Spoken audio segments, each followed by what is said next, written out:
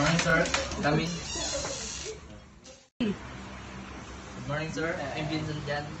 I'm here as your butler to orient you about the different facilities here in St. Charles Hotel. Sir, can I take your bag? Oh, sure. It's my pleasure. Wait, I will check my reservation in the front desk. Okay, sir.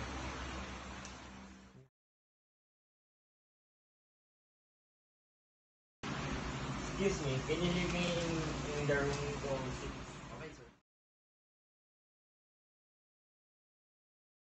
Sir, there's your room, the room 206. As you can see, there's a solar-powered hot water system, the refrigerator, the rice cooker, there's a water dispenser here, sir, and different facilities here. Sir, there's a television here, 65 inches, and if you have something to call, there's a telephone here. We have own bathroom there.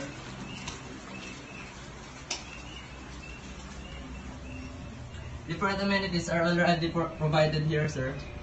There's a toothbrush, toothpaste, body soap, towel, and bathrobe, sir.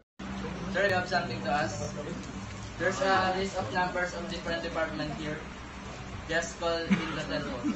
Sir, this is your bag, sir. Have a nice day and enjoy your stay, sir.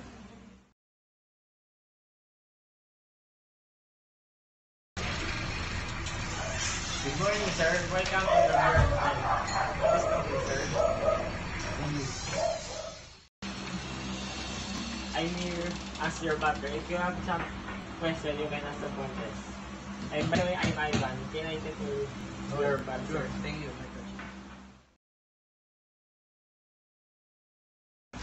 Excuse me, where's the room 206 located? Your room is located on third floor.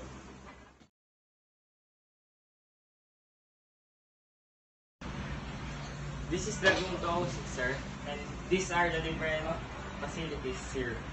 This is the refrigerator, the water dispenser, the stop, and these two, you can use these two TV and the other one is there. Yes.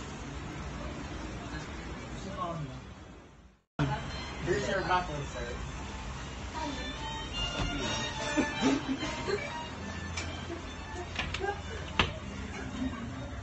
This is your different amenities. We have toothbrush, cotton buds, towel, then the shampoos. If you have some question, you can ask the front desk. This is your bag, sir. Thank you. Have a nice day. Thank you.